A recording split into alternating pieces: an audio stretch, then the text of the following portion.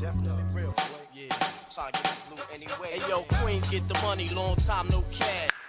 I have given it much thought. It seems disaster must come. At best, only postponed. Shaolin Kung Fu, to survive, must now be taught to more young men. We must expand, get more pupils, so that the knowledge will spread.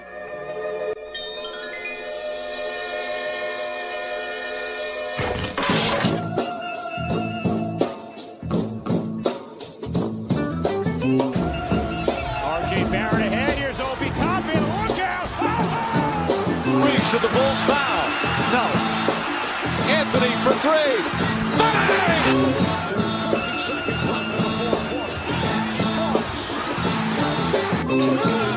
Finds Barrett. Get a shot up. This is for the win.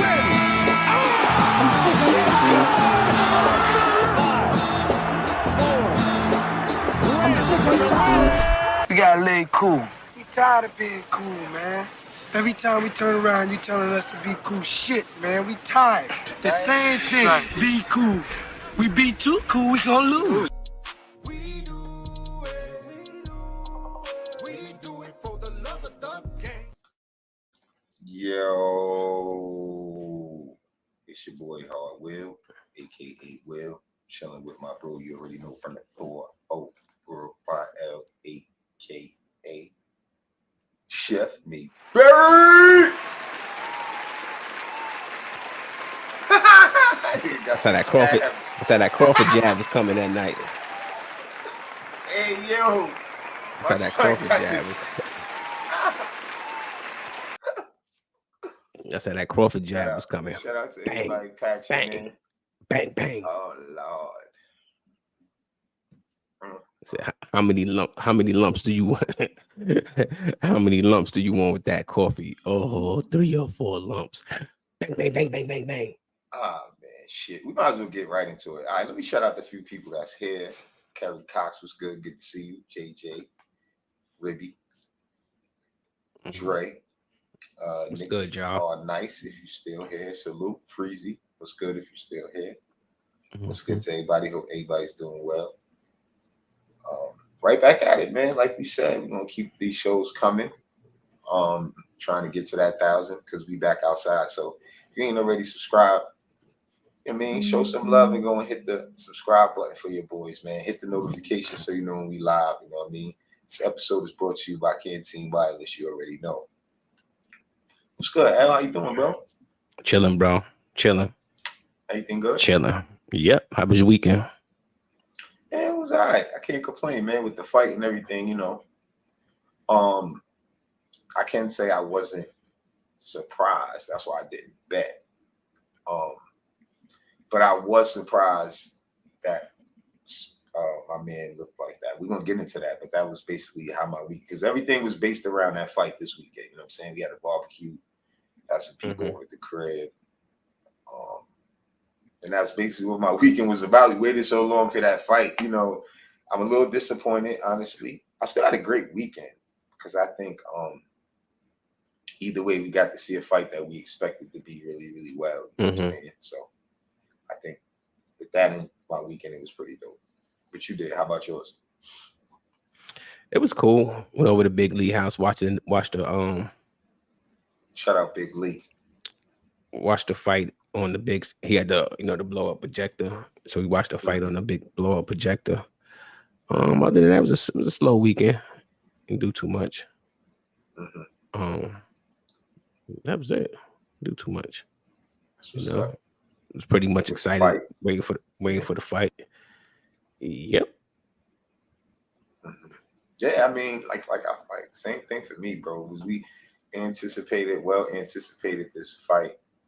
I'm a little disappointed though, honestly. Might as well get right into it. I'm a little disappointed because you seen that text I sent you just now? Yeah, I'm a little disappointed about the fight because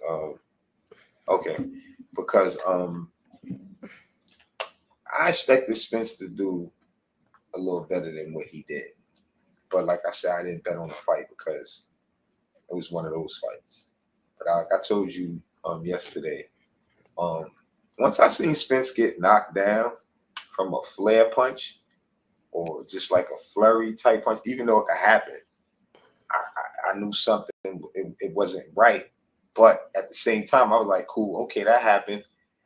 But when I seen him change his plan and he started to now be more aggressive than he came out to be, now this is what I did say. If he would have came out like that and just fought and not having too much respect, you shouldn't have to get knocked down and now you don't have no respect now, and now you're going to just charge this man when that was, to me, his advantage all along, talking about Bud's advantage to that kind of fight. You get what I mean? Now, I felt like the plan, you could tell this is Crawford plan to just, even though that could have been him trying to figure him out, but to stay outside, move around, throw your jab. Because I figured, even last year, I said he is a move around type of fighter. But like my man said, I hope I told y'all he comes forward. I told y'all that. Man Pop said something is wrong with this man's eye. So I really believe this, and I'm glad you got footage that talks about this, because he was getting hit with some shots that it was like he couldn't see at all. And normally that they don't, like, I'm not saying that Bud not supposed to catch him with some nice shots, because that's Bud Crawford. But the amount of shots that he was getting hit with, bro. And you, I think me and you said the same thing. When they would slow it down, you would see like a few more shots that you probably didn't catch. That's how fast he was hitting them.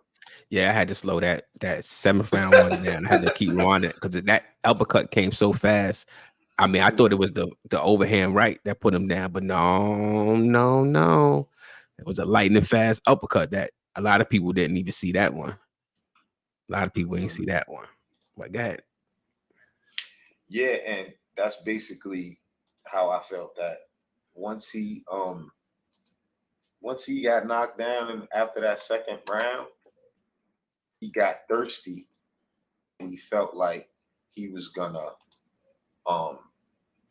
just attack him, and he reverted from his game plan too early.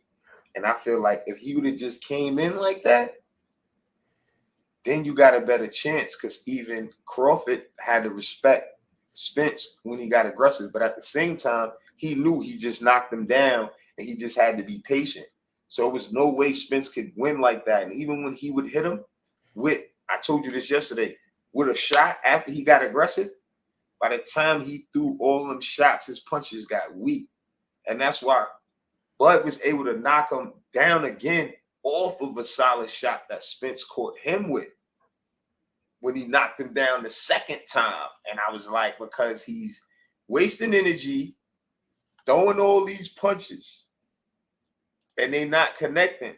So when he hit him, he's not really hurting Bud anymore. And that was the culprit of him turning up the pressure after being knocked down. And I think that cost him, even though his eyes he wouldn't have won that fight anyway, I don't think, because of his eye.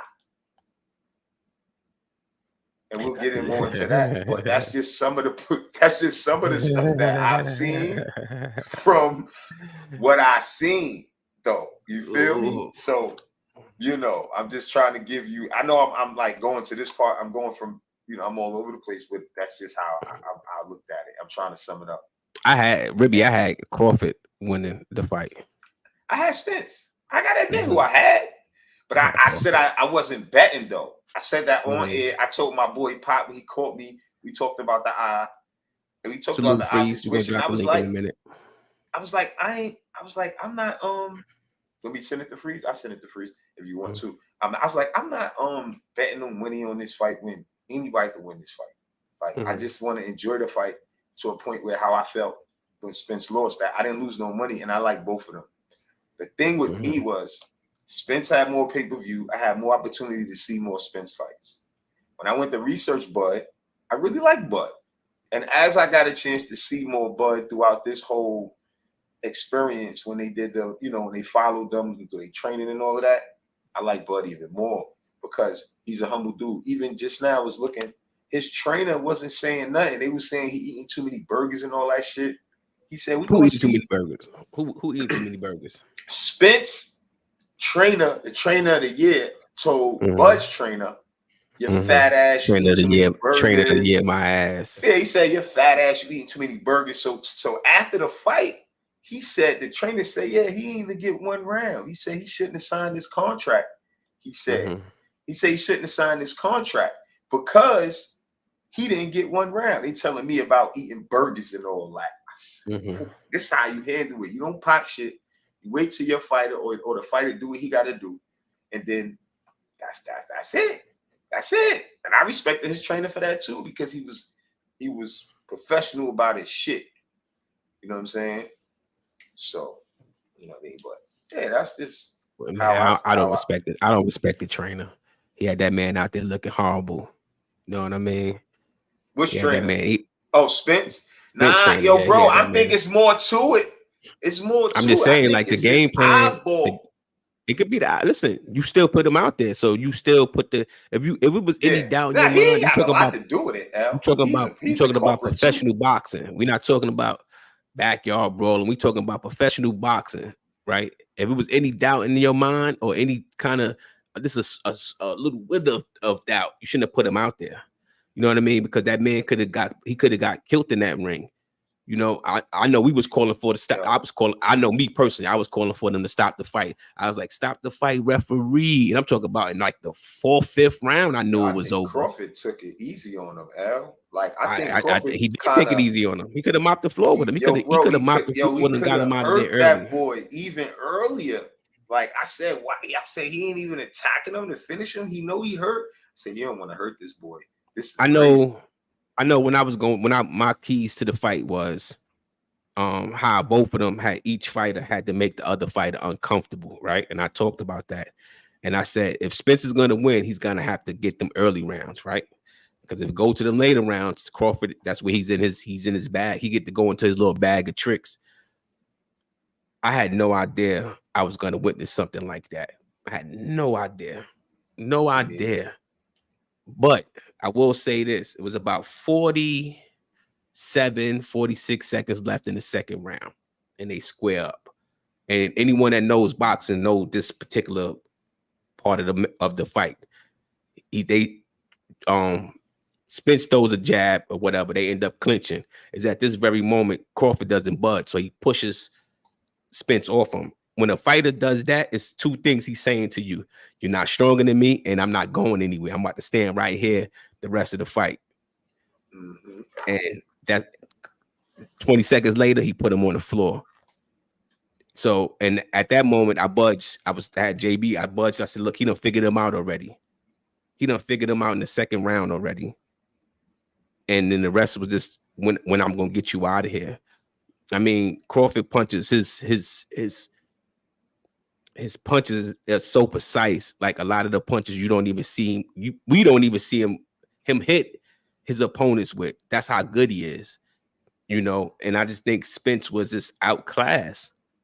I don't think his corner did their homework. I know it's a lot of talk about his eyes and the car accident. That's even more reason for you to do your homework and not put that boy out there. I mean, I've never witnessed. The only fight I can say I witnessed like this probably would be the Mayweather Diego Corrales, where he just mopped the floor with Diego Corrales. You know, a fight of like has some skills. The Mayweather Canelo fight, I mean, he just gave him a boxing lesson. He taught him some things that Canelo was able to use and beat Canelo Alvarez. But man, this was just it was embarrassing. It was almost embarrassing to watch as a Spence fan. You know what I mean? Because I'm still like, yo, Spence, get it together. When he got knocked down and he came back in that third round and he started charging Crawford, I knew that was a bad idea. Because now you charging a counterpuncher. That's a no-no. Can't charge a counterpuncher. You know what I mean? So, and that's what he did. And he continued to get hit. And he continued to get hit with that stiff right hand. So shout out to Crawford training them guys. They said they worked on some new things. You know, they said they had a mini camp before camp, you know. And I heard Teddy Roach say something about Crawford that I like, and that I had seen him say it before the fight. So as the fight leading up to the fight, you see him in the dressing room. Said when you see Crawford warming up, he's going through what he's supposed to do, his game plan in his mind. He's shadow boxing Crawford. So the thought went through my mind: how many times over these last 3-4 years have he shadow boxed Crawford? You understand what I'm saying, Bucks? To the point where he knew everything what Spence was going to do. You know, he must have shadow boxed him over and over and over. And you just in your mind, you knew what he was going to do. You know, he leans in when he throws his jab. So what I got to do, I got to counter. When he leans in, when he goes to the body, what I got to do, I got to counter. It just like he knew everything that Spence was going to do. I mean, a rematch. I wouldn't even watch the rematch on a pirate site right now. Because that's how bad that fight was. It was too much one-sided for a rematch. Too much one-sided. Shout out to Crawford. Shout out to Spence because he kept getting up. You know, he kept getting up. I thought his team should have thrown the towel too.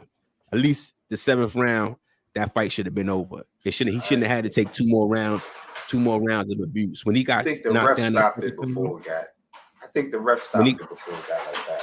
Like I ain't seen him really have to throw in the towel before that, because the way he was getting knocked down, it wasn't like Son was on him and really like wailing. So I ain't really see them throwing the towel, but the ref stopped it great. I was hard, man. You seen it?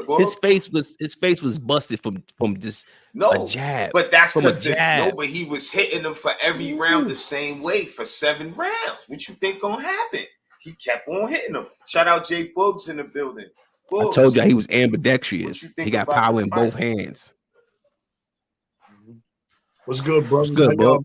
Shout out to y'all, man. Hope y'all had a wonderful. Don't take out. Shout out to the chat and everybody, man. All I know is I'm rich. I'm rich, and two of my bets was a knockout double up. So I knew where this guy was really going. You know, that's why I was calling him Drake, because he been singing the whole daggone time he been working out, and they've been treating that man like Jadakiss and not giving him his props, and now he got his props. And that's 11 straight welterweight dudes he don't knocked out.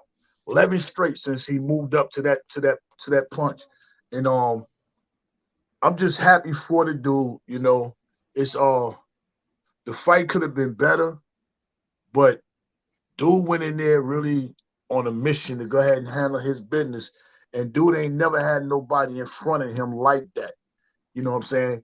That can take his blows and it did no harm. The whole key everybody knew he was going to come out there wide open in the first round. And after that first round, he did no damage, no nothing. And like Crawford said, yo, is that it? That was it? That was the blow? You know what I'm saying? So from there on, you know, it was just, you know, a classic. I don't know which classic beating down of a person was even better, either this one or when Mayweather did the zab after they got in the scuffle. You know what I'm saying? After the scuffle and Mayweather Zab's fight, you know, he just put on a boxing clinic. I don't know which boxing clinic or fighting clinic was even more spectacular between them two. But I do know they should have stopped that daggone fight after the second time he knocked them down. Mm-hmm. They should have stopped that fight. Don't even play around with the situation, because when he got knocked down after that, the training dude came in. The training before he got knocked down, the training dude came in the ring, I think. And he took over and made sure he was all right. Of course, boxers are trained to tell you, yeah, I'm all right, I'm good. And the questions they ask, yeah, I see, I can move. They're trained to do that so they can keep the fight going on, even in a desperate situation. But even after that man come through there and check to make sure he was all right, they put him on his ass again. You know what I'm saying? So once you get down like that, they yelling and screaming. It's 60% power blows. The power blow was I think 185 to 80 something. So many times he was punching that dude in his face with that power punch, And then, for him to be in front of a southpaw, he didn't even go to his stance that he liked to rock with. He stayed southpaw the whole time. There wasn't no need for him to switch up. He couldn't handle that right there. You know why, right, Books? You know why, right? You know why he stayed in that southpaw stand. That's how you take away the jab of a southpaw. See I know that. Eliminate it. Yeah, I know that, and it won't no need to to swap out and go back to the other side, which really that right, instead of him hitting him with them left hooks that was crushing him, and the right straight jab that was crushed, he didn't really want him to hit him with that overhand right.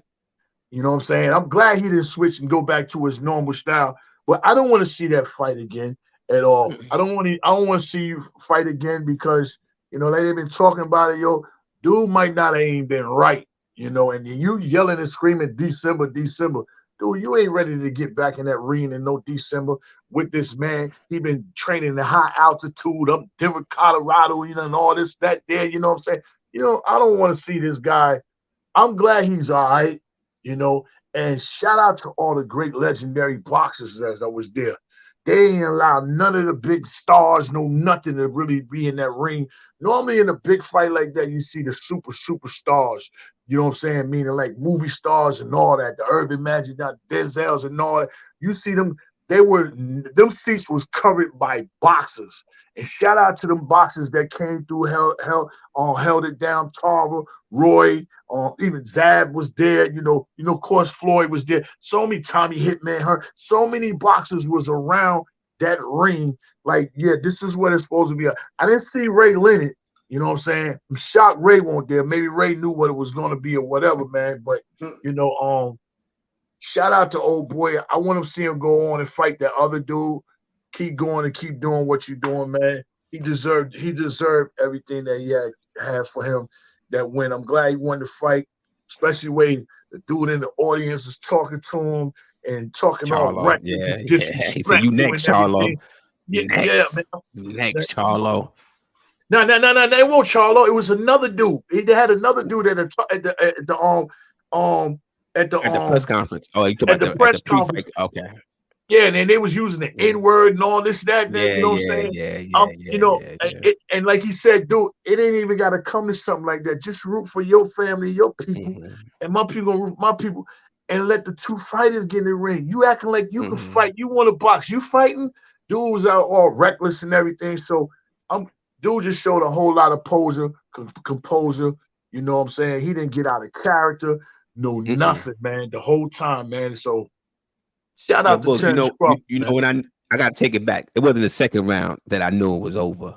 It was when he brought out Eminem. I knew it was over there. What? I said, how the fuck you do? How the fuck you bring out Eminem? I knew it was over once he had M bring him out. M don't even come out the house to go. He don't even order Uber. Eminem didn't even walk him all the way to the ring though. Hey, Did you have an Eminem introduce you? Eminem, you supposed to walk him over to the ring. I'm sorry. That's already give you a put you on a different level. Even before the M. Even before the M, you know what I'm saying? His outfit was a fishnet. Yo, come on. Then he had the fishnet bugs. He had the fishnet joint on. Yeah, catch the big fish.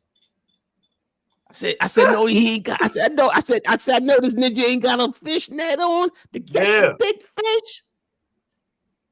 I know he ain't got a fishnet on to catch the big fish. That was hotter than Eminem to me. Even though Eminem is big. To get creative alone. Yeah, Eminem never did. I think Eminem never walked nobody out or some shit like that. So, it was Eminem barely even do shows. So he never walked nobody out. What? No boxer never been walked out by him. So I give him credit for that. That was fine. Yo, it's hard to get them top level rappers like that to walk somebody out. Then he's from Oklahoma or whatever. So Eminem know about son. I mean, the fishnet to catch the big fish, bugs. The fish. Hey! I text Hard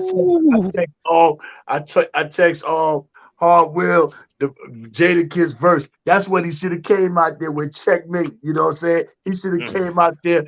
You know what I'm saying? With that verse right there. You know what I'm I saying? woke That up to would have all been. the messages. And what I told you, then I see Bugs message with the bars. I'm like, yo, bro, I just wake up to all these messages about this fight. Spence this. I'm like, yo, Spence he don't got no defense. Yeah, like, yo, he got defense. Bro, Spence he fight got way like, better than he fought last time. I don't know what's wrong with that boy. And we're gonna look into that too. It's not about. Yeah, it's not bro, about he fight better than that. I'm not saying that if he was on his listen. If he would have been a little messed up, then I would say he might have fought better than that. Beat him, but that might have that's fought why better than that. People saying that they're not happy with what we've seen from him because he is even somebody came on the show and was like, yo, nah, he do move. He can move, and that was his plan before he went down. He aborted his plan and went to charging this man. Tito Trinidad fought better than the way he fought when he fought against Bernard Hopkins. Sometimes you get into the ring and that's not a bad night. When someone takes away what you like to do best, it's up to you. That's why I said his corner. So I talk about Spence corner because they had no plan B. He didn't make no adjustments. He didn't tell him they didn't do anything. I mean, everything he did was predictable. When he throw his jab, he leans in with the jab. He leans in with his jab. That shit you got on footage ain't true. Because if that's true, then that's like saying like if somebody's doing something, they're not the same fighter. You can't say like if I say I seen something when a dude fight. Hold on, bro. Let me tell you what I'm saying. If I seen something when somebody was fighting, I know what I seen. So if I see something different, and then it's other people reporting that it's something wrong there, then that's why I see something different. And if that's not all, everybody said they're not satisfied with what they saw from him, even if they didn't expect him to win. So that's a better way to put it. It's something wrong. It's no, he's not a move around. It's like he couldn't see them shits coming or hitting them on one side. It seemed like you mean to tell me when they in training camp and they throwing and they doing the I told you his corner L is responsible. His trainer he's sparring, right? His trainer should see that by far. So okay, so when he's sparring, you don't see that. You don't see the flaws. You don't see that he could potentially get look who he's fighting against. Like he's still coming back from what he went through, and I don't think he fought a good enough opponent in you guys to really say that he's normal. And maybe around that time he wasn't engaging in some of the stuff he's engaging in now. What we're hearing about, like it looked like he was high, and I ain't making no excuses. Like I said, I ain't betting no money. I like both fighters. I'm happy for Bud. I'm just talking about what it looked like to me. Even you said hard, didn't you? Somebody said something about he look high. Yeah, bro, he look high, bro. His eyes is too glassy, bro. Like when you come through training, that's how you can tell. Look at Bud's eyes. Bud's eyes was so white and clear that you could see the difference. And from him, glossy to him. And you know the thing is, and somebody made me pay attention to this. The chin never got tested since the surgery. The chin never got tested. So if you look in the second round, and Crawford talked about it himself, when he threw the shot to the neck and it hit the side, and everybody said it was a flash knockdown. When Spence got up, his legs was wobbly, but part of that shot was an air shot. He said he wanted to take his equilibrium away from him. So that was an air shot. So Crawford, he purposely aimed for that shot. See what I'm saying? To take off, to throw Spence equilibrium off by hitting him in the air. He says it. So now, when somebody said, "Oh, the chin never got tested," and then you think about the fights he had, like, "Oh shit, the chin never got tested." Now it got tested, and you see what happened. He doesn't really have a chin. I mean, especially after the car accident. That's what they said, especially after it hasn't got tested after the car accident. So they kind of like, and another good note that I came across, that people was laughing at Crawford when he fought against his last opponent. I forget the guy's name. They was laughing. No, it wasn't you guys. It was somebody else. Oh. But he was ranked number 6, and the dude was a southpaw. So it was pretty much his warm up to the Spence fight. You know, he got a chance to work on his defense against that guy. He got a chance to do some things that he usually don't do. And that's shame on the corner, and shame on people in Spence camp for having them inactive and not having them take a little tune-up fight to keep your skills sharp. I mean, the whole thing was just a disaster from the Spence side. You know, it was just a disaster. I mean, he looked horrible. He looked horrible. I didn't even hear his corner even telling him I to don't do think he anything got different. one round either. I don't think he got. I mean, because the corner sounded like he was surprised even when he went down. Right, the corner was like, "What happened? Like, how you felt?" Yo, he asked us some shit like. Homie made it personal though. I thought he made it too personal with Crawford. His trainer made it too personal with Crawford trainer. You know what I mean? And I just fat and shit, right? Yeah, he called him a girl and all that kind of stuff like that. You know what I mean? Mm-hmm. There's things you don't do as men. You know, there's things you don't do things you don't say as men. And look what happened to his fighter. I mean, look what happened to his fighter. You trained of the year, and you couldn't even tell your fight. And they made an emphasis of saying that Crawford listens to his corner. Crawford listens to his corner. You understand what I'm saying? It was nothing that man could tell him. With that fight, me looking at it, it was nothing. It was nothing a motherfucking corner could have told that boy to change the outcome of that fight after he knocked him down off a flare shot. He knocked him down off a flare shot. So it's like, yo, when a corner say to you, yo, what happened? Yo, how did you go down? Like, my nigga, that's like saying, like, yo, bro, what's wrong? Like, you okay? Like, you okay? Protect yourself at all times. That's what his corner should have told him. Protect yourself at all times. Keep your hands up, boy. Should have smacked him right in the back of his head. Keep your hands up. No, he did tell him. No, the corner said, keep your jab up, keep your block higher, and keep your jab going. He told him. First of all, like I said, it was too late for that. It was too late for that. It was too late. But once Spence went down, bro, he was like a madman. And like I said earlier, he should have came out that way, and then maybe it could have went different. Because you said it. If he get off early, he do his thing and attack that man. You can't wait to get knocked down. And, oh, now you gangster now. You're not gangster. You just went down. You're gonna go down again. So if I knock you down and we still fighting, and now you just start going crazy, come on, bro. And that's not your style of fight. I'm gonna sit right here and be calm and catch you again because I already put you down off a flare shot. So by him charging him, did not help him. Like shout out Uncle Freezy in the building. What's good, Freeze? What's up? I know Freeze got a boxer take on this one. Yeah, man. From a boxing standpoint. Yeah, I got Jay Boogie. What's good, bro? What's good, baby? I shot you out. What's happening, baby? Ain't that, man. I'm chilling, bro. I'm so mad at this Errol Spence fight, bro. I don't know what first of all, the trainer did not have that fighter prepared. Right? That fighter wasn't prepared. And it was like watching Tom Thibodeau in a playoff game, bro. That's what it was like. Right. Yo, it's supposed to. Yeah. It was like watching one corner just outfox the other corner. Basically, the other corner was like, yo, he gonna lead with his chin and just hit him. That was the game plan, bro. When he jab, he gonna lean towards you at the same angle every time he jab. Right? Hey, and then for those that know a little bit about the sweet science, what Spence probably should have been doing, right, is stay upright with the jab, right? Put steam on the jab, right? And then step to the left and right or pivot off your front foot in order to present a moving target. Because the other thing, too, is if you're not going to move your face, which Spence was not doing, you didn't see clear, you know what I'm saying, unpredictable head movement, right? All you saw was him going in, and even when he wanted to clinch, he leaned with the top of his head like this, right? Weird, and so bro. and so what that did was even on that first knockdown where it was like a glancing blow, it was partly because Spence was off balance. Mm-hmm. You know what I'm saying? Yeah. So he get hit. It was a decent shot. Hey, listen, man, I'm not gonna say Buck threw a shot that didn't have ill intentions. When you fighting, bro, every shot you throw has some intention to it, right? But bro, this dude kept getting hit at these awkward angles, and it's not even because he created the angle. It's because Crawford was creating the angle. He coming in straight, and Buck was, for those that know basketball and don't know boxing, just it's like akin to a drop step with one of your hips.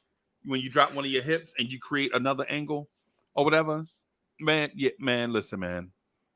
Yeah, Spence is not even in this dude class. This dude don't deserve the game plan was whack. He was whack. And then in the Ugas fight,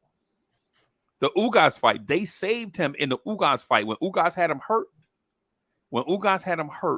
the referee came, if y'all remember, for those that saw it, the referee came in when Spence was clearly hurt.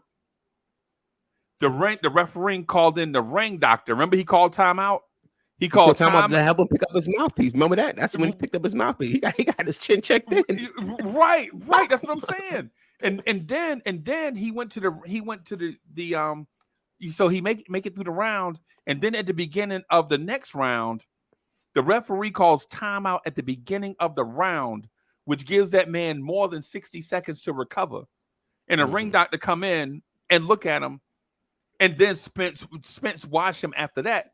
But my thing is, this dude hit Spence. He has a severe lack of concentration. The corner clearly got outfoxed on this night. On this night, they got outfoxed because his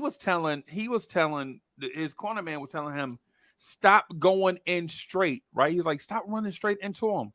But what he wasn't telling him is how to attack him otherwise. If I don't go straight at him, how else am I going to go at him? The corner didn't tell him that. Good point. Yep. Yeah, the corner man didn't tell him, his trainer didn't say, you know what? You know what you do? You know what? Maybe you go in straight and then parry, get on the inside and try to work on them elbows and hips or something. Right? Get some body shots, right? He's steaming you with the jab. How about you dig to his body? You know what I'm saying? If you're gonna get hit, how about he get hit too? So there is some type of give or take. But the thing is Crawford knew this dude didn't have a game plan. This man was coming in, right? This man was coming in. Think about this. His torso ain't moving. His shoulders ain't moving. His head not moving. And he going straight, right? So when you think about it, so Crawford is basically in target practice. It's target practice. On top of him. He was standing on top of him like this. And think about how many shots he missed, right? Right, Freeze? He missed some shots that way. Because Spence was going in and he was almost turning his head, not even looking at the target. Not even looking at the target. Come on, young blood. I think what shook him is a point that L made when he said when they got clinched up and Buck Crawford pushed him off like he was the bigger man. Second round. Yep. When he was like he was the bigger man, I think that kind of put the Timmy on Spence because that was his advantage. And he just ain't pushing Freeze. He pushed him. I know he shoved him. You seen him step back, and you box. You know what that means. Guess how far Crawford moved back. When Crawford shoved him, guess how far he moved back? None. He put that plant foot straight. That's when you know I'm teeing up on you. You ain't. I'm standing right here in the middle. If you want me, you got to come and get me right here. When they was in the middle, I mean Crawford hit him when they was clinched up in the inside. Right. And I'm like, nah, you can't fight like that, Spence. I mean, he was just getting tacked too. When they came inside and they was in the center of the ring, Crawford was like this, Freeze. Oh, I got my feet up on this one. Yep. Limited head movement, limited shoulder movement, limited torso movement. Right. Once the chase was on, he could do that because he chasing him, and that's his fight. Now you fight. I'm gonna stand in the middle. He's sitting in his pocket, and some shots. Like I saw, even when they slowed it down, I seen more shots. Right. Like, he was tearing the body up. The body blows that he was giving Spence was, oh my God. I ain't going front. I ain't even see all the shots in real time. And that's when you know. When they slow it down and you see a couple more shots that you didn't see in real time, that shit happened all through that fight, bro. Right, but just it wasn't slowing it down through the whole fight. You lost, though. Nah, but in his mind, he changed his game plan, Freeze. Okay. And that's, to me, he can't win that type of fight because if you're gonna come in and just attack Bud from the drip, then so you thinking he didn't have a game plan? No, he had a game plan. He changed it. He moved to his different game plan. Mm-hmm. Once that he third got round down, think about that third round. When he started chasing, when he started being aggressive, and he started chasing after he got knocked down. He started chasing Crawford, right? And all he did was open himself up to get more attack too. Right. That's That wasn't his game because plan. he didn't have a game plan. You got to No, shout. You got to that shout. wasn't his game plan to attack him. Yeah, like you that. got to shout the corner. You got to shout the corner. The whole everybody in the corner of Terrence Crawford.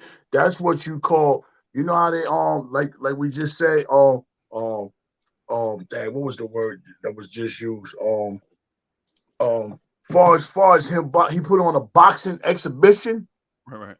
The corner put on a training exhibition. Yeah. And you don't very much see that done. They scouted and had this dude him down to the T. Everybody know, Crawford is a slow starter. He normally spot you 2-3 rounds. Normally by the fourth round, he already figured out what he got to do, and he's either coming back to outscore you or he's coming back to knock you out. Because he's the best finisher in the game, period. Yeah, by far. With Errol coming in, everybody know Errol coming out there off top first round, speed balling. And the thing is, neither one of those fighters, you never seen them really back up away from a challenge. So that's why I said the other day, even if Errol come out and he get a jump on points, he's going to always allow Crawford to be in position to get back in the fight because he's not a runner. That's all he's going to do is run up on you, chase you. But when I say he ain't have a game plan, because once he got knocked down in the second round, it just showed how he went in desperate mode, as if like they went from the second round to the ninth round, and in the eighth round, in between the 8 and 9, the corner told him, "Yo, you got to knock him out to win this fight. You down on points." You know what I'm saying? That's that's what the feeling that I was getting from Spence. He was just rushing, and he not even being his normal self, where he would try to set things up with his hand, but now he just coming straight. You know what I'm saying? Like I just say, coming straight in. He ain't bobbing, he ain't weaving, he ain't ducking and dodging. He just stepping straight up. Became a daggone straight up light pole, and he was just tearing that man bubs all the way up out the piece. Right. It was like Hearns versus Duran. Anybody saw the Hearns versus Duran fight? Where Duran, yeah, like how Duran came out like Spence in a straight line, wasn't really moving. But then when he found out how quick that jab was and how powerful that open hand was, Duran didn't have a plan. Like Mike Tyson say, bro, everybody got a plan until they get hit them out, bro. Exactly. Now I feel Freeze. That's how I feel about it, Freeze. He had a plan till he got hit, and now he got to go and chase the person that wants you to chase him. When your best plan was, like you said, Freeze, keep the jab going and keep your head moving and keep that distance, because that was your advantage. That's not his fight. Yeah. And we said that if he could get on like that early, he could get some rounds and it could be a good fight. Once Bud took his heart and showed him he could knock him down like that and made him change his plan like that, that made him look even worse, because now he just ate him up on every scorecard. I can't even give him one round. That fight reminded me of Terry Norris, bro. It was bad. You remember Terry Norris and Julian Jackson? No, I don't remember that one. Bro, Terry Norris was kind of like who? He was like Spence. Terry Norris is like Spence, but the only thing about it is once you get up in that range and people check that chin, because against okay fighters, if you get hit, sometimes you can just eat some power. But against elite boxers with power in both hands, bro, the fight is on, bro. You know what I'm saying? And I think Spence's game plan, he should have been stepping around that jab and making Buck reach with that power hand, right? You know what I'm saying? And I know it don't make sense to those that don't box. Basically, the shortest distance between A and B is a straight line, right? So if you increase that straight line, make punches weaker. Buck, when make punches Buck be weaker reach for you with his power shots. Now it takes him longer to get his guard back, and now you can counter off that, right? Now you can counter off that, bro. And a reaching power shot, Freeze, is not as strong as them short punches that he was hitting them like this. Them short hooks he was hitting them with. Oh, oh my God! Like he hit him at the same time with them short hooks right here in this little window. And he didn't have to be, you know what I'm saying? That was a part of him chasing, I think. You know what I'm saying? So, you can't chase a counterpuncher. You know you can't chase a counterpuncher. know you remember that fight? Precision. Yo, you remember the fight when Hopkins fought against Kelly Pavick? Yeah. The goals, Kelly Pavick, yeah. Right. And Kelly Pavick had one of them nice jabs, right? He stood behind that jab. A machine. But he chased Hopkins the whole fight, and Hopkins just kept tattooing him. He just kept chasing him, tattooing. You can't chase a counterpuncher. No. You can't. No, you can't. Nah, you got somebody that got power in both hands. A Crawford who was ambidextrous, who has power in both hands. Right. So you looking at that right, or you waiting for the left. He throwing the right the whole night. Like he beat him with one hand. Freeze. I know. This should never have been a fight, bro. When you look at that man was not prepared, bro, at all. Yeah. How many times he threw the left? He only was in the southpaw stance just to neutralize Spence jab. He didn't need that. He couldn't stop that 74 inch. Man, that 74 inch was in his man's face every time. He never seen a jab like that coming at him. Boom, boom. No, your book. He said it too. When they asked Spence said he had a stronger jab than me. Yo. He admitted that shit, and I was like, yo, that shit is real because that's really what it was like. When somebody you jabbing each other, his shit just so like. But he messed that up because it's the spacing too. Like what Freezy was saying, even with the jab, and if you and even though Bud reach, I think was bigger than he got a longer reach. It was 74, 71, and he made sure he stayed on the outskirts of his reach and used his advantage. And all he can really do, that's what made him throw more of them long as left-handed hooks more. Because he couldn't get to him. Right. And then when he did get to him, it was a couple of small body blows, and he was hitting up under the belt. The referee got to keep telling you, pick them up. Yeah, the ref told him 3 times. Out of control, man. Right. Yeah, I agree. Hey, but that's why I said that the Hearns Duran fight, because Tommy Hearns had like a 5-inch reach advantage on Roberto Duran. Duran. Yeah, that's why. I used to have the magazine clips of that back in the days. I was a little dude. My pops used to send me those words. Yo, put the footage on though with about that for we got a couple clips and we could talk about that because this could lead into maybe who's gonna be Bud's next opponent. You got the Spence thing where they talked about Spence, how his eyes looked, how he came into the fight. And it was just like that's a long one though. That's why I didn't play it. But he was just it's long. It was just like a doctor he called in on the show. So he talks about how one of the things that they watch is like early signs of dementia, and how Spence has all the traits and all the signs of somebody that has early signs of dementia, even after the fight with the slur speech, the glassy eyes. The guy wife asked him, what do he smoke weed? So he said no, but that's a sign. Like that's the thing when I say about the corner. That's why I say his camp, PBC, his corner, all of you had to see that. Because there's no way he gets in that ring and looks that bad. He had to look like that in training camp, Freeze. Yep. He had to look like that in training camp. He looked like that against Ugas, is what I'm saying. The referee legit saved him in that Ugas fight. Right? And I'm not saying that Ugas is an elite fighter. That's not what I'm saying.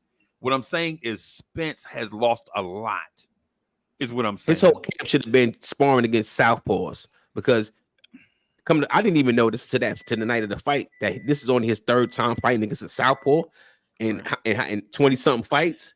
Nah, he could have been. It's gonna be a long night.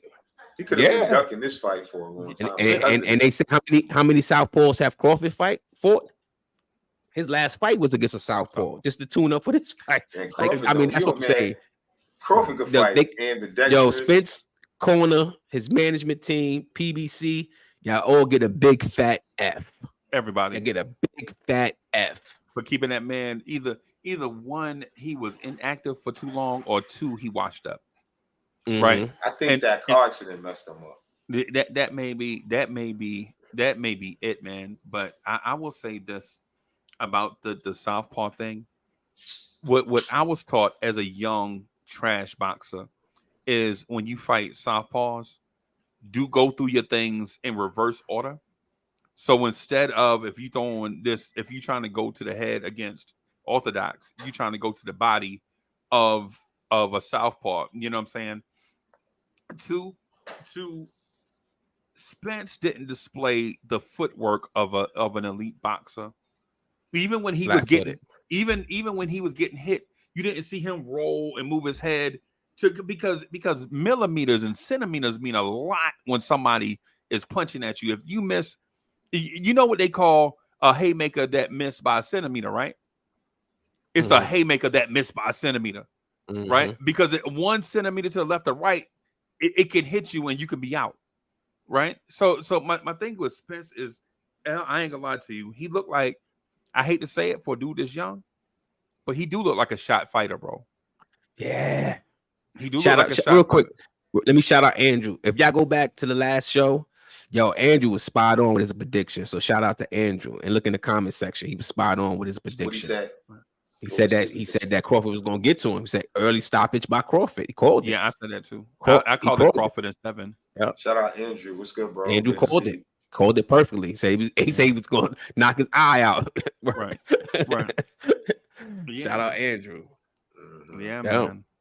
I mean, it was a boxing clinic, and the more I look at more tape from it, the more I just say shame on this corner. I go back to that freeze. I gotta. What could corner done? I gotta kick them in the ass. His corner couldn't have did nothing. That's what I tried to say earlier. Yeah, but you see something. You know that because look, part of and Sean Porter said the same thing, right? Sean Porter said the same thing. When his pops threw in the towel on him, it wasn't that his pops. He didn't know how the fight was going. And he saved his fighter to go fight another day or to live another day. Right. Live another day. You got kids, you got grandkids, you want to be around for them. Right. That fight was over. That's kind of different when your pops that fight was over. Bro. He knows him. But that's different. Listen to what I'm saying. Separate the pops. He knows him as his trainer. He knows him as his boxer. I know that. A trainer and a pops is a different relationship. So you're supposed to know your fighter. And you're supposed to know your fighter weaknesses and their strengths. And if you see something that's not right, then you have to if it's coming from the right side, if it's your left side is vision is blurred, then you need to work on the better defense to keep your guard up a little bit more so you don't drop your guard, so that protects that eye. And you pivot into your right. If it's your left eye, yeah, but that was you pivot into your right. I agree with it. I agree with you saying in reference to training camp, if you notice it, but you can't fix that right there in that fight right there, bro, because of the fact it didn't happen he had a more of a serious. It didn't happen in that fight. I'm talking about. No, look, when he got hit and knocked down, it seemed like he reverted from his plan, but then now he can't really see on one of his sides. It seemed like to me, and to me that was a problem. But at the same time, a father trainer is going to be different than a regular trainer, even though it's still a good relationship. But the father going to make sure, listen, this is my son, throw the towel in. But he seen the ass whooping that Sean Porter was taking too. But I don't feel like yesterday. And when Sean Porter banged on the mat, when Sean Porter didn't see that punch, remember the one Sean Porter was banging on the mat? It was letting his corner know that he got hit with a punch that he didn't see. That's why he was upset. He wasn't upset that he was on the mat. He was upset because he got hit with a punch and he went down. He didn't see the punch. He gave a better fight, if you ask me. He said that himself, and he was getting his ass whooped. His father didn't want him to take. So think about him getting his ass whooped, and you think about Spence the way how he was getting his ass whooped. Yeah, I think the ref stopped it appropriate though, Al. Ooh. Because the way he got knocked down, he wasn't willing on Spence to make it like, oh no, it's over. He got knocked down by flare shots, and granted, it was a knockdown. In that seventh round, that seventh round when he got knocked down, Spence would get up. Look, bro, Spence would get up. The ref would go, walk to me. Spence would walk to him. So it was like, let him keep fighting. Now, when that last one, when Bud was about to go and tear him up, that's the when you got to either throw in the towel if the ref don't stop it. Because them other shots, it wasn't, even though he was taking a beating, you had to look at it in slow motion as many times that boy Bud was hitting him. But the point I'm making, he was still in the fight because he was still being aggressive and going forward. When you seeing that, that's the reason to not throwing the towel on your fighter. Remember I said earlier, when Spence would hit him, he done got so weak, his punches wasn't strong enough. And Bud caught him, knocked him out after Spence had caught him on the ropes. Remember? But knocked him right out because his punches had got weak. He wasted them, throwing all the power. They not connecting. He was done, bro. It's nothing your corner could do. Yeah, the ref stepped in because I think Spence gave up in that round. I don't think Spence wanted to fight no more. It was really over because what happened is them body shot. If you remember at the end of that fight, Spence was leaning down and squatting a lot trying his to head protect down. that body, right? Trying to protect that body. Oh, that's what And he the was referee, doing, huh? Yeah, the Oh. referee looking at him. He like when that man is down like this. When you go back and look at the end of the fight, watch how this dude is bent over, leaning over with his head forward, trying to protect his body. Right? When you don't want to, when you can't protect yourself, bro, referee got to step in and stop the fight. Right? I'm sorry, Spence. And listen, everybody have a reign. Everybody, these guys, man. Biggie said it. Your reign on the top is short like leprechauns. When you the champ, you know what I'm saying. You got to cherish it because you're not gonna be the champ for. Ask Anthony Joshua, bro. How being the champ can. Deontay Wilder. Ask Wilder how you can be the champ and then you meet your match and then it's over and you can never get back over.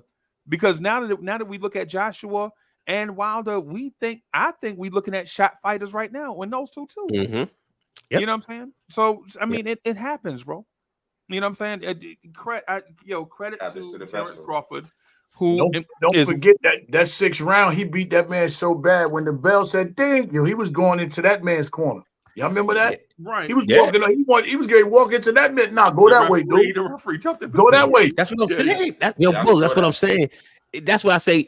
At that point in time, you gotta like, he's not there. This is not his night. After that 6th round, he went to go walking in that man corner after he got punched. I thought it was a neutral corner, but you said it was his corner. Yeah, he went to walk in. Go look at the fight. He went to go walk into his corner. Crawford was like, "Nah, go that way, bro." Yeah. I thought it was because it's 2 occupied corners and 2 empty corners. I thought he was going to an empty corner. I didn't know. Nah, he was going to Terrence Crawford's corner, man. After the round. Wow. It was another body shot. Did you see the body shot? I think it was in that 6th round, Bugs. I think it was in that 6th round. It was the body shot that stood him straight up, Freeze. It was one that stood him straight up. That happens. It happened to me before. It stood him straight up. But you know, like they say about our you know what I'm saying, our great fighters, all the great ones, they say you're not less great because, you know what I'm saying, you lose a fight. You're even that much greater when you lost and you can come back and fight again. So, these guys right now, they in their mind frame that I can't lose. You know what I'm saying? Right. I rock with Floyd, but Floyd took a lot of duck fights, you know what I'm saying, just so he wouldn't lose. You know what I mean? Right. Late and after fighting older guys that got older, you get a lot of duck because you're just chasing a record. But because you got a record, that don't make you the greatest. When you left fighters on the table, you know what I'm saying, that you could have fought in some of them guys' prime, you know what I mean? And that's a good thing about at least these 2 guys, they got in the ring, even though I think Hardwill said it last show, even though they got in the ring a little bit later on in their career, but still, them guys was, you know what I'm saying, undefeated fighters. They all had belts, you know what I'm saying, and they got in that ring, and they left it open, you know what I'm saying, to put together a trilogy. Because we ain't had no trilogy, but I doubt if we get one out of this right here, out of this right here. This is, pretty much, it's almost like Wilder ain't gonna never beat Fury again, man. And they can't fight at 147, bro. These 2 dudes can't fight at 147. Nah, and that's even worse for Earl. Yeah, they can't fight at 147. It's just that man. About the Charlo brother could deal with Crawford. Which one who got slapped? Not the one who got slapped. We got that footage too. You want to which one? You talking about the one at 160 or the one at 154? The one that said 154. He was talking to him the whole fight. That's who he hopped up on the rope, was hollering at. Yeah, every time you next. You next. He was telling him you next. I know and that's his fighter too. That's the same trainer's fighter. Yeah, because he goes because he picked old boy to beat him. Put 25 racks on him. Yeah, 25 racks on him. I know you had Spence, right? You next though. He put 25K on Spence. Yeah, he did. Yeah, they got the same trainer. Yeah, they in the same stable. All them dudes in the same stable. Yeah, they so tight. They so tight. Them guys, the brothers and Spence is so tight. They said they'll never fight each other. No, that's how tight they is. Yep. But that don't so every time Crawford knocked him out, he went right over to Charlo. Was like, yo, you next. I mean, yo, Bugs, could you imagine being in the MGM that night and he coming over to you seeing this live action and he calling somebody out like, yo, you next. You about to take an ass whooping. You got the next ass whooping. Yeah. Next time, ask me, can you bet some money against me, dude? That's next. some real backyard project shit. Like, yo, you next. Like, you know how you be fighting. We used to be yo, you next. As soon as I finish with him, your ass is next. Right. And I'm ready to go right now because I ain't even got nothing. I went to my training. Dude is fighting Yeah, right hey, after. can I ask y'all a question just real quick? Mm-hmm. How do y'all rank this? How do y'all rank this dude all time? Like, what do you feel like? I was going to Crawford ask that is question all too. time? Yep. Who, I was going to what? ask that. Mhm. Crawford at 147, not at 140, and just at 147. Is he in a Sugar Shane Mosley class? He's above them. He above Shane Mosley and De La Hoya? Yeah, he above. Yeah, of course yes, he's above De La Hoya. Absolutely. I wasn't Freeze. I never was a fan of De La Hoya. I never. De La Hoya fought a lot of dudes. I think he still got a lot lost of to work all. to put in, De La bro. Hoya lost to all the But top he didn't fighters. dodge nobody though. Hey, I'm just saying, dodging and beating him is two different things. Dodging and beating In them boxing, you're is gonna two take different losses, things. bro. It's only one. It's not too many undefeated, but it's gonna happen, bro. You're gonna take I'm L's. telling you about De La Hoya's skills, right? So De La Hoya, that's why they called him the Golden Boy, right? So of course he was like the next great thing. That's why America tried to paint him that picture. Right. But every time he fought against a top-notch opponent, he got beat. Really? He got beat. What about Cesar Chavez? Come on now. Chavez already got beat by Pinell already. So, and that was a slaughter, and how you end up with a draw on a slaughter. Yeah, right. Chavez was already 80 years old by the time De La Hoya. You know what I mean? Yeah, that's true. But then when he fought against Shane beat him twice. Right? Shane beat him twice. Okay. Tito beat him. The list go on and on and on, right? The list goes on and on. So all the good fighters that he faced, he has lost. That's why I don't put him up there. I don't even put De La Hoya in my top 10. I only think he got like 5 losses, right? I don't even put him in my top 10. De La Hoya, I don't put him in my top 10. He can have 5 losses. Yeah, I think he got like 5. He may have more than that, but I don't think he got that many losses, bro. I don't put him in my top 10. So think about this. He lost to Tito.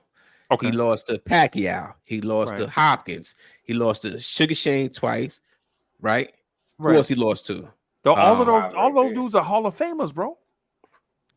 Hey, I'm just telling you why he ain't in my top 10. He ain't beat none of them. Okay. He ain't beat none of them guys. Because Tito in his prime at 154 was. Hopkins beat him in his prime. Because Tito kept coming forward. He kept doing the Errol Spence. And then Hopkins figured him out. He said every time he balls up, he lifts his foot up to throw a punch. But you got to be talking about welterweights with Crawford, right? With Crawford. 147. We talk. Yeah, we talking about like I'll probably put him up there. Freeze, I ain't gonna find. I'm a Crawford fan. I'll probably Pinell, my dude too. Boulevard, that's my dude. Like I ain't gonna front. Like I thought who's the Pinell, you can't really like. Pinell was nice, bro. I thought Pinell was the truth, and when I started watching him was when I started understanding the sweet science of boxing and how the object was head and shoulder chess. roll. It was the chess game. Yeah, it was a chess game. Right. You know, it was more than just because when you came up when I was small and I watched the Hagler and all them dudes were just slaughtering each other. Yeah. So you think that's what boxing is all about, but then you here come Pinell and he's showing you defense and he's showing you how to jab and he's showing you the sweet science of boxing. And that's why I fell in love with Crawford. Same way I fell in love with Hopkins. Same way I fell in love with. You like Wilfredo Benitez? Somewhat. I like him. He's up and coming. No, not him. I'm talking about the older box. I'm talking about that came along with Sugar Ray and all. No, I don't know that. See, I'm too young at that time. Freeze. I'm too young. And you know I was going to mention about Wilfred Benitez when one of y'all was saying something about how them guys saying because we brothers we'll never fight one another, you know. And you know Ray Leonard and Wilfred, you know, they was brother-in-laws, you know, because he was married to Ray's sister, and they fought anyway, you know what I mean. So but yeah, Wilfred. I mean, I can't. Wilfred, he was slick, but he ain't on no Crawford. Nah, but he the greatest. He probably was the greatest physically gifted boxer ever, Wilfredo Benitez. But just because you have physical gifts, don't mean you're the total package. Like to me, Hearns, Ray Leonard, them dudes, the total package. Yeah, You know what I'm that's saying? total. That's because that's gift, talent, and heart. Right. Ray, and that's especially with Ray. Those three things that Ray had was, you know, outside of being a pretty boy, you're talking about a gift, a talent, and heart. Because you know, like his own corner, they told him, yo, you got to knock him out. Man, that man like to broke his eye just to get to that man. I'm gonna break my own eye to knock this dude out. Facts. Right. I mean, I don't know what right now. I hate the fact that Crawford is turning 35 years old. I hate the fact that he's turning 35, Freeze, because now those boxing fans, the diehard boxing fans, we've been seeing him fight for years, but the world just saw him. You know what I mean? Right. The world just saw him for the first time. Some people haven't even ever seen him fight. Oh, you ain't had no choice but to see him fight. He said it back in the days. I know I'm nobody. You know what I'm saying? But I don't need to be on them pay-per-views. I'm old school. When they used to be on ABC, I remember that conversation. He said, you had no problem with fighting on regular TV. The world know who he was, but a lot of people didn't really wanted to fight that dude because for this result right here. And it took to be this late on in his career for somebody to jump out there. These two guys had to fight one another. You had to. They wasn't allowing this fight not to happen, never. And I'm glad this happened pretty much in the early 30s of their life. Then I don't want to see no almost 40-year-old fight with this right here. Yeah, but that's the thing with PBC and Showtime Boxing, bro. They only gonna feature they people, because at the end of the day, boxing is an entertainment business. Yeah, you know what I'm saying? Boy got caught up into. Yeah. That's what the politics of the game. Shout out to Mayweather for this. Yeah, it's entertainment. It's business. Yeah. It's not fighting no more. Back in the days, it was fight. They wanted to fight. Right. For real. By any means, we're gonna fight. Regular TV pay-per-view, it don't matter. But now is we playing Mayweather in this the 147 as well? Yeah. With Crawford. I do that. Mayweather got to go number one. And right Mayweather, now, Crawford, of course he number. And then Crawford probably be number two. I don't see no other welterweight. I can't think about one. That's all you mean. You said number two all time. All time. Whoa. All time. Nah, you bugging. Hell no. All time. Yo, Crawford is nice. Yo, Crawford. Yesterday before the fight, bro. That's all I want to say too. I see a lot of people coming out saying, but before the fight, they ain't say shit about who they had. That's too bad for them. That's too bad for them. And I know who you picked, but it wasn't like you said it earlier. Oh, I was surprised son went out like that to a point where he before the fight. Oh, Spence could beat son.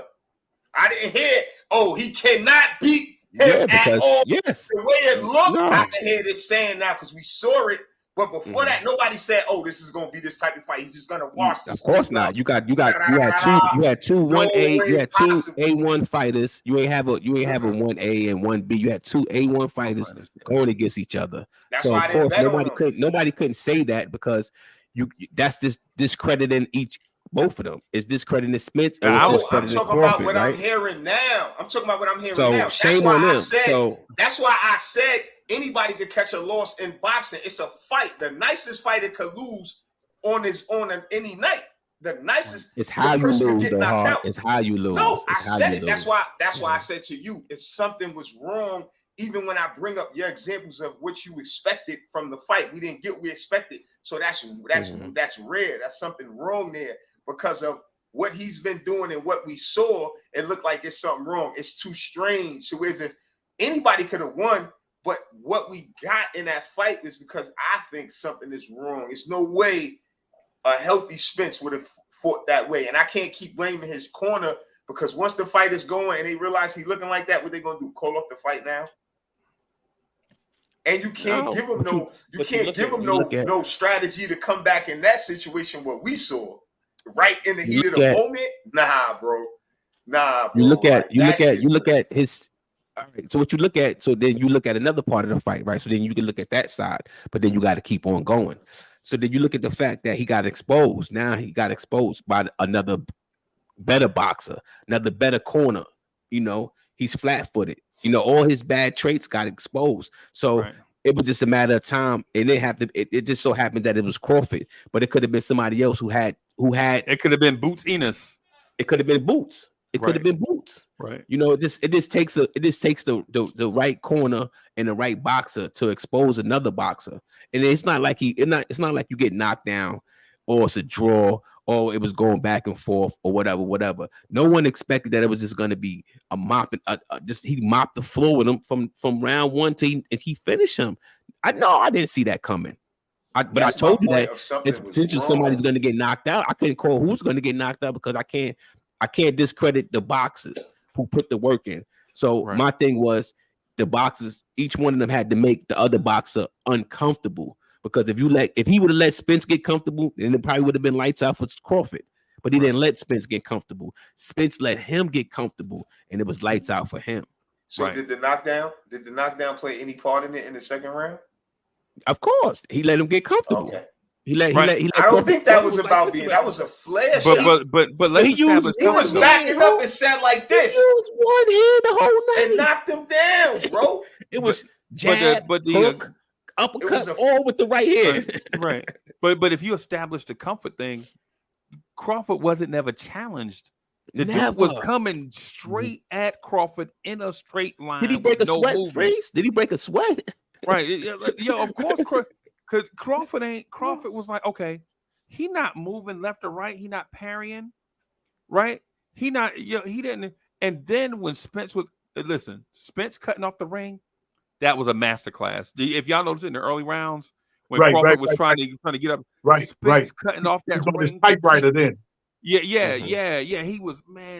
Now that was a masterclass, right? The only thing though is cutting off the ring. He get an A+. But everything else to go along with it, he get a D or an F. Because you cutting off the ring to do what? Freeze, let me ask you, was that after when you seen before the knockout and after the knockout, the styles he changed it, right? Before the knockout, was he fighting more to the way that you trying to explain that he should have been fighting? To be honest with you, before the knockout. Before he was the second round, because it ain't that much fight time before the damn knockout. So it ain't I'm talking about it's that much footage. I'm telling you that you see. No, I'm talking about the knockdown. I'm talking about before the knockdown. Before the knockdown, it was a masterclass on cutting off the ring and keeping. Besides that, isolated. What else? I know. I understand what you're saying.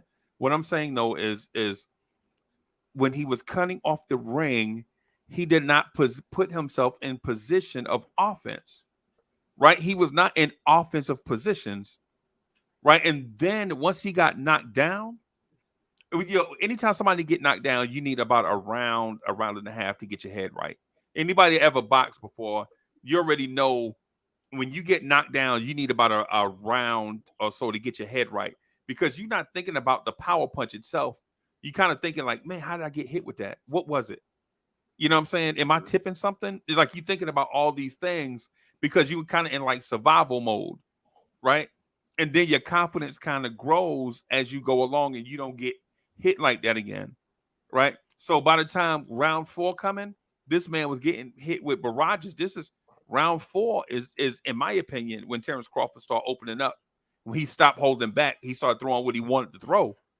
So by the time that man head got unfoggy, this dude was already back on him doing whatever it is that he wanted to do. You feel me? So the man stopped cutting off the ring because now when he put his foot on the outside of Crawford's foot, right, he getting that hook to the body. So now he got to stop doing that. Now he putting that foot in between Crawford's feet, right, and he getting those overhands up top. So now it's like, well, do I put my foot on the outside? No, I can't because my power hand, that eliminates my power hand, right? So all the footwork options is gone. You know what I'm saying? You put it out here, he hit me in the body. Put it in the middle, he hit me up top. And you know what I'm saying? And then if I get out here, I can't reach him with my power shots. So now if you Spence, you go to the corner, and then your corner is like, yo, stop going straight at him. Bro, you sort of be giving me some advice. You know what I'm saying? The thing is you saw Spence try to make adjustments, instincts, because you don't get to be the champ of the world without boxing instincts. You feel me? You don't get to be where he at by being able to think the game and all that stuff. But if you can't figure it out and you go to your corner and your corner say stuff stupid like, for instance, two dudes said opposite stuff. Two dudes said opposite stuff right in the corner. One dude said, "Hey man, you got to stop going straight at him." That's what he said in between round 4 and 5. Stop going straight. And then the other dude was like, "Yo, you got to go at him. You know what I'm saying? You got to establish the jab. Go straight at him with the jab." Well, if my man said don't go straight, and you saying come off and crease him with the jab, straight ahead with the jab, y'all saying two different things. So that means when y'all was watching it, when I'm out here getting my ass beat, y'all over here watching the fight, y'all ain't even on the same page. Mm-hmm. Yeah, confusing the fight. It was embarrassing to watch. He didn't look puzzled to y'all. He didn't look puzzled to y'all. Yeah, I knew the whole corner looked puzzled. I knew he was completely off. That's why I said, when he came out with his normal routine in the first round, that's why they gave him that first round. He won the first round. That's his normal way. But normally when he come out like that, he normally fighting a guy that, okay, from round 1 on, you know what I'm saying? They figure he gonna win the fight already. They scared to fight him now. You know what I'm saying? But you fight the dude that he looked like he was preparing him. He knew you was coming out there like that in the first round. The corner looked like they was training to make sure it looked like they watched so much footage of all the off-balance punches he was throwing throughout all his fights. Because every time he got hit, he was off balance, for swinging, trying to reach and get to him. So with that going to, and then, like Crawford said it himself, I knew it was over when he hit me with his best shot. Right. And I'm like, is that all he got? Right. Once he took that one blow that he had, that one, because he put him on his ass when he hit him with that left hook. That was his best punch. And it didn't even phase him. And he put him right on his foot.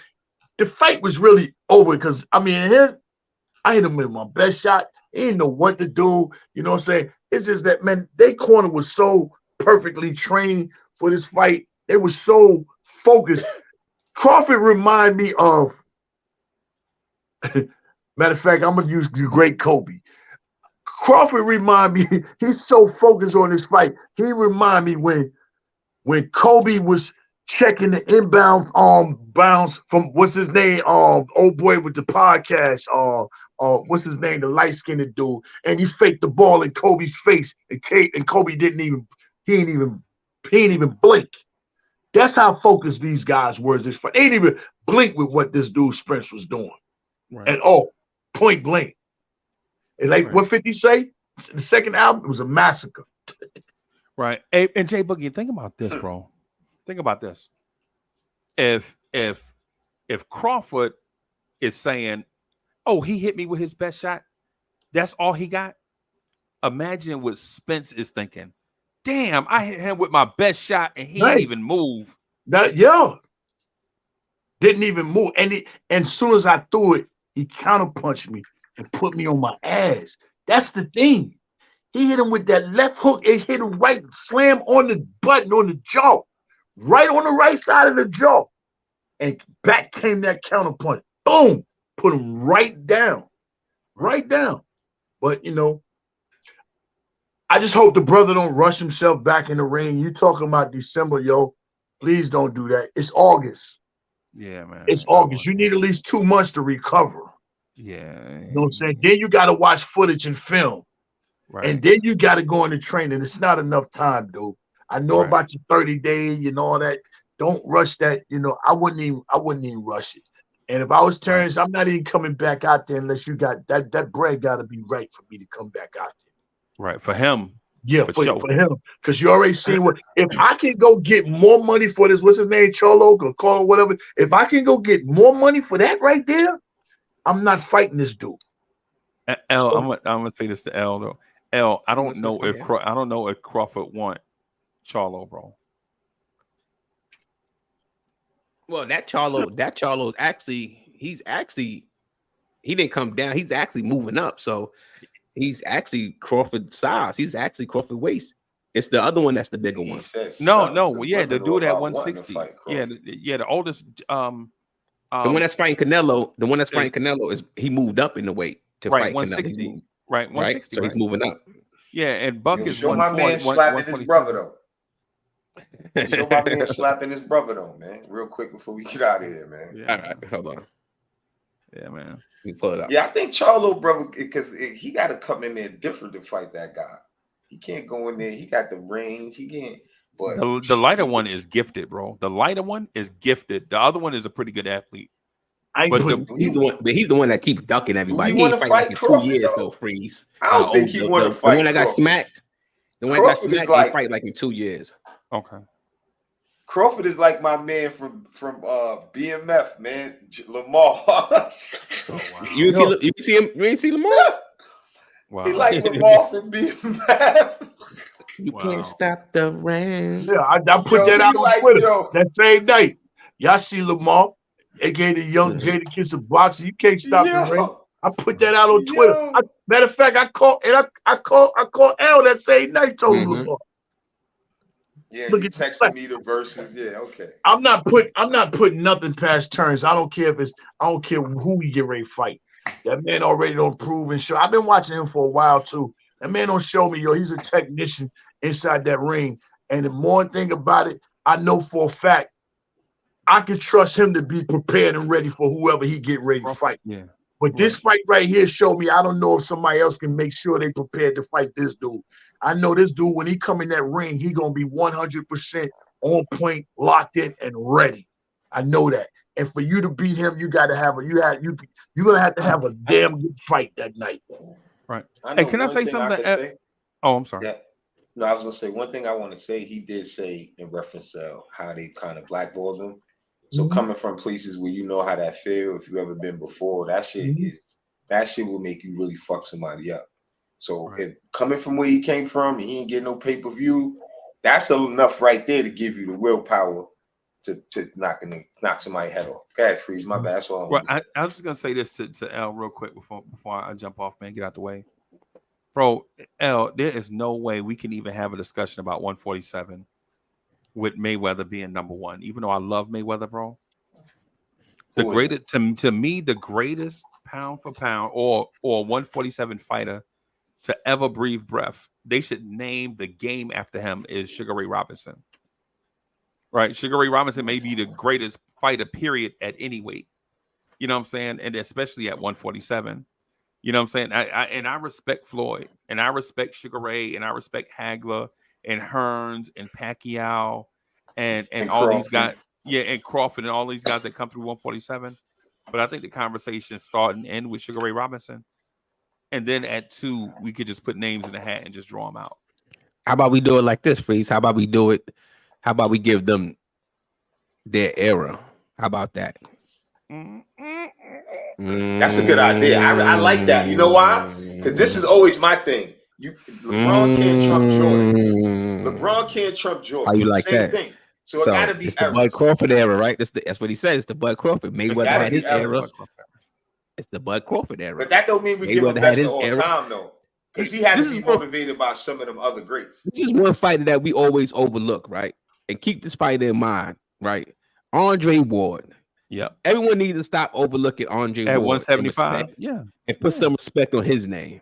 He's undefeated, I right? like his show too. He got a Showtime special. He's undefeated, but he was also one of them guys that adapts in the ring because he went up against some guys he wasn't supposed to beat, and he made them look silly. He is and the now he Jalen make them look Brunson silly. of boxing, bro. He hurt them, knocked them down, stopped them.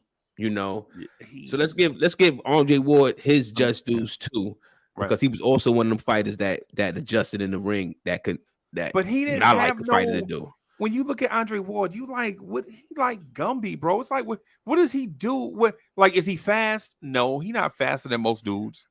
He not more stronger than most dudes he fought. Right? He didn't have crispy power, none of that stuff. He just That's what I'm saying. He just figured it out in the ring and beat him. Yeah, he just took away what you did, your best attribute, and he took it away. And upstairs, he beat you. Yeah, he was a thinking man, bro. But when you see him fight, you like, dang, he not that fast. He not that strong. He not that quick. But he just outthought you, bro. He played chess in the ring, bro. Yeah, that you dude gotta when give he him some beat props. that dude in a tournament. Was it Peter Frank? Was it Peter Frank? It was Foch. He beat everybody. He beat in the tournament where he faked like he was gonna pivot one way and pivot the other way and Frank threw like an overhand because he thought Ward was right here, and you could see Ward's eyes go. And what's the other dude he beat that he fought him twice? Jermaine Taylor. Was it Jermaine Taylor? Nah, the Russian dude. I think I don't. Was he Russian or something? The big dude. He was big. I always forget his name. Sergio. Something. He fought. That was his last. That was his last fight. Sergey Kovalev, I think his name is. Man. When he said Andre Ward broke his stomach. Man, like, he fought him twice. He fought him twice. They felt like the first time wasn't good enough, so he went back. But how a Russian dude gonna say, "Oh, I think he broke my stomach"? What? Man, get out of here, man. Take them boxing gloves and throw them in the trash, bro. Let me show everybody the slap for those who didn't see the slap. Shout out to the chat, man. DSJ, Yeah, we're gonna get ready to get out of here. Julian Blum, Andrew Boulevard, IKBM Dre. What's good, y'all? Salute to everybody. Good to see y'all, man. Check out the slap.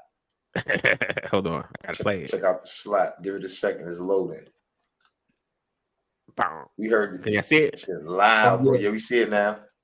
Okay. Oh, there's no sound. I want to hear the. Nah, I took the sound off. Oh, all right. Yes, they don't try to flag us. Then he got the nerve to say, "Yo, the next time you put your hand, I mean, come on, dude. Next time, what? He already did it." Oh. Oh, that was crazy. Oh, that was crazy. Oh, dang, that was crazy. And that's Charlo brother, so I don't know about the Charlos because that's the undefeated one. Yeah, I don't know. I would have went crazy. That's the young one, right? The older one lost. That's the undefeated one. Yeah, man. He ain't undefeated no more. After that slap, he got an L. And his wife. Look, to add insult to injury. She got washed the same night by she his got washed ex-wife. by the by the brother-in-law, by the brother's wife, by the brother's wife. I thought that they said that was his ex-wife. That was the brother's wife, sister-in-law. That's She even got worse. That's even worse. And she mopped her back. She had her on the floor like this. And then you heard somebody instigate. You heard somebody instigating the fight. Like, why y'all got these grown ladies fighting out here? Yo, the streets is getting crazy. It ain't like it's wild now. You got grown people outside at events. There's mad stuff happening at that fight. All right, let me shout out. I shout out the chat, man. So Freezy, thanks for pulling up. Thanks for pulling up, Freeze. Always good to see you. For sure. Great episode. You know what I mean? We be back up on here Wednesday. Definitely Wednesday, right? Are we back? Yep, Wednesday we got back. a guest. Yep. I don't know if you want to go live or not, but either way, we're gonna do the interview. Then I'm gonna put it up. I ain't gonna say who it is. You can just. Of course, I remember Winky Wright. Rest in peace, Winky Wright. For like a year and a half, that dude was the game, bro. Like this, was nice. That was my guy. For like that was my guy, Winky Wright. Yeah, on the shield. Yeah, Cats ain't want to fight him neither. They blackballed Winky Wright too. Man, that dude had like 5 losses before he got good. True, he did. That dude had like when 5. He figured it out. When he figured it out, he was good though. Yeah, you're right. But we just counted off De La Hoya had about 5 or 6. So a lot of these fighters be having L's because they fight a lot. You're gonna catch a couple bad. We got to get to the God, man. We can't leave the God out, man, because he just, he just gave it 7 more back. And I'm talking about Nas. We got to get to the God too, man. And the word is he already dropping King's Disease 4 before this year is out. He did it the same way that year when he dropped King's Disease, when he dropped Magic. The first time he dropped Magic and King's Disease in the same year. And can I get my honest on this album, Freeze? I mean, on books. Can I get my album? Can I get my honest opinion on this album? Go ahead. Only 2 joints move me, Bugs. Right. I don't know. It didn't catch me. It might be time, bro. It might be time for new. I'm not saying it's time. I'm not saying it's time. But it didn't grab me. It didn't grab me on first listen. It didn't grab me on first listen like the rest of the albums did. It didn't grab me on the rest of the albums. They grabbed me, right? Freeze, and I couldn't get out of my car seat. Nah, I'm gonna tell you what it was like. L. And when I tried to get out, the doors wouldn't open. He said, "Get back in here and listen to this album." Right. But this album, and then catch me on first listen. Nah, I'm gonna tell I'm just you, it being ain't gonna honest. catch you on I'm just first being- listen. I'm It's just a little being deeper. honest. You gotta listen to it again, bro. Yo, let me tell you something. It's so I'm just much being Gotta listen to honest. it again. album. There's so much on there, That shit dude. fire. You just Yeah, I gotta like listen Slow to it again, Down. bro. I like Trust Slow me. Down. That's one of the joints that stood out to me. You know what I mean? I know when he started digging it. I know when he starts storytelling. When he going into Magic Johnson, I know what the Magic albums are about. You know what I mean? Storytelling. So I know what the albums are about. But it just say I don't know. It was something about I don't know if the beats. I don't know. It just ain't catch me. I No. still. He I listened to killed the album him. one time, Bugs. I listened to the album one time, and I haven't been like, oh, let me make sure I play it again. So let me give him a fair listen. I haven't felt that to play it again. I'm sorry. Sometimes you can't go off your normal way how you would do things. Sometimes you gotta give yourself a fair listen instead of give If him you a know fair who you listen. listening to, Because facts. it's a lot of heat on that shit, bar for bar for Yeah, it bar. is. It All is that though. But I was motion, felt the same way a little bit at first. that I was like, motion, huh? Had to listen again. that Bo King Woodbine. Yeah, I tried. I tried to listen to it again. It just ain't. I don't know. It just ain't grab me. I don't know why. I'm And just being that's honest. okay. Look, And that's I'm okay too. Nas. I'll go to bat with Nas. That's my favorite rapper of all time. But that don't mean everything he put out has been dope. You know, I'm just giving my honest opinion. You know, I'm just giving my honest opinion. Right. Okay. I'm not saying, and y'all can say I'm wrong. I'm fine with it, but I'm just giving you mine from where I'm at on the album. How can you be You wrong know? on your opinion? I'm gonna listen to it again because of what Jay Boogie said. But hey, guys, I'm gonna get out of here. We Thank don't y'all for having agree. me. We think different. We don't think you wrong. You entitled to your opinion, bro. That's your opinion. I mean, listen, We ain't saying you wrong. if the pros outweigh the con, then I'm just one voice, right? So if 10 people say the album is dope and one person say it's not, them 10 people done vetoed that one person. So, but it's just one my thing opinion. about music, I just say it didn't catch me. It didn't catch me, and I'm just being honest. For me, anybody like you don't like. I think if I don't like something, it just ain't my like some beats and some songs somebody will love, and it won't hit me. So I understand where he's coming from. It could be like, yo, you don't feel that. I'd be like, I just don't feel that. It'd be like, and I'm one to break them songs down. It don't depend who it is too with that for me because it be those, so much music. I mean, Nas ain't never need a beat to me, but that's not going to determine the next person. That doesn't determine it. But it just don't catch me. This album just don't catch me. It didn't grab me. So. But it will when you listen to it twice, because that's what I tried to listen to the second time. That's the whole thing. I tried to listen to the second time, and it just ain't catch me.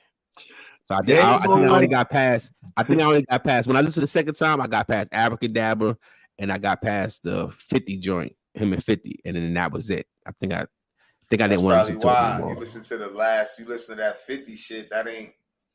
Well, I try to listen from track one. I try to look into it because I don't want to skip around tracks. So I try to listen from track one because when you listen to an album, you know you want to get a feel for the album. So each track, especially the guys who know how to put together an album. So when you listen to a Nas album, a Hove album, a Kiss album, you know guys that know how to put an album together. They take you on this journey. Man, people don't even know how to listen to the whole album no more, man. Why don't we listen to it again and talk about it on Friday and give a real? We could do that. Assessment. We could do that. That'll be fair because I'm gonna listen again, and then we could do. I'm gonna try to listen to it again. All right, if you can't, then I'm gonna try because I haven't been able to go past. I don't know why hard this ain't hit me. I don't know why. No, I'm telling you what to do. You stopped at the 50 Cent song. Go to the end or go to the middle and just let it play and just don't touch it. I'm telling you, then you're gonna find a couple more bangers. That's what happened to me. Cause it's like it's Nas, so I'm not gonna skip it. And that's what he knows. So you gotta just like I be just letting that shit play. And then by the time after I listen to it like that, and I'm like, what was that shit I was listening to like that? Then I'll be going back looking for them shits. And that's what I did. So it's like I let Nas play all the way through, even if it's one I didn't like, and then the next one, whatever, I just judge it like that. And then when I'm done, I see, I want to go back and hear this. I want to go back and hear that. I don't let one track make me turn Nas off because it's Nas. And that 50 shit, almost made me do it because I felt like 50 needed to give me more. He started talking about let's go to the club and all that. I'm like, bro, I wanted to hear some real Queens shit. We from Queens for real, so I understand what you're saying, but music is so different now. You know what I mean? You know what that you song? take that in consideration. You know what that song sound like to me, man? That song sound like, because you know when you look at the time frame for all the records, I think that might be the longest time on that joint with him and 50.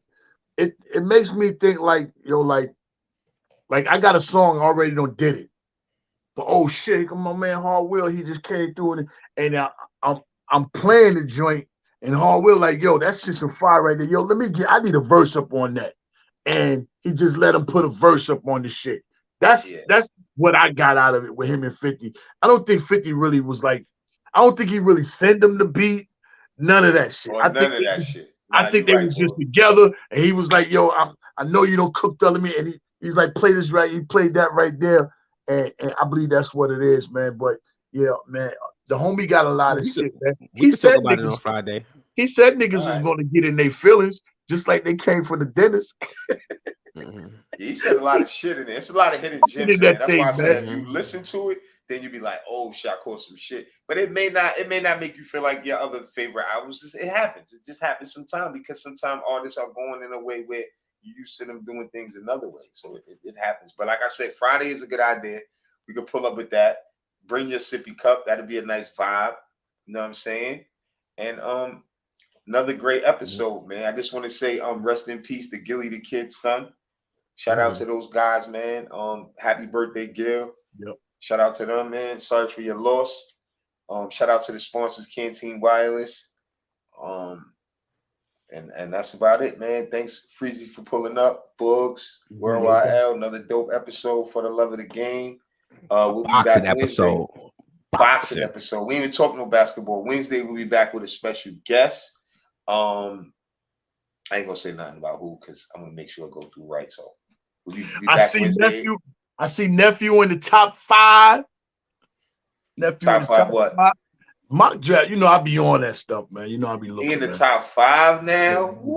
See, honestly, I stay away now, because now I just pray on it, and because I know he going pro. It's like he was a McDonald's All American, so I try not to like watch the mocks.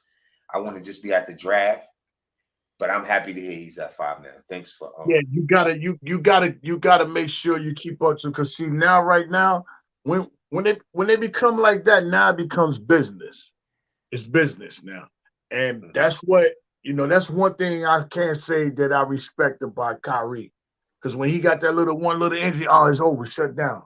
I'll be at the game, I'm on the bench, everything. He was on their bench, matter of fact, with this big dangle on. You know what I'm saying? It's business now. I'm not putting nothing in jeopardy. You know what I mean? I gotta make sure I'm there, because I'm high commodity right now. Yeah. I gotta get my family trying to secure my family. Can't go back out there and force a second injury of nothing. Not going. It's business. Nothing personal. I love you. It's business. I agree. Yeah, I agree. All right, we out of here. All right, we out of here. Shout out to the chat. Hey, yo, Queens get the money, long time no cash. I have given it much thought. It seems disaster must come. At best, only postponed. Shaolin Kung Fu, to survive, must now be taught to more young men. We must expand, get more pupils, so that the knowledge will spread.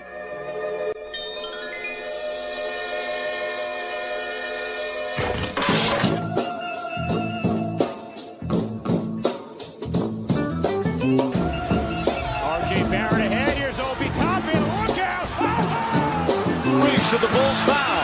No. Anthony for 3. Bang!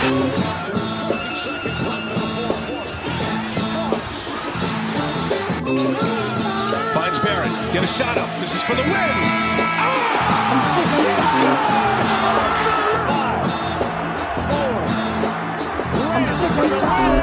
We gotta lay cool. We tired of being cool, man. Every time we turn around, you telling us to be cool. Shit, man, we tired. The same thing, be cool. We be too cool, we gonna lose.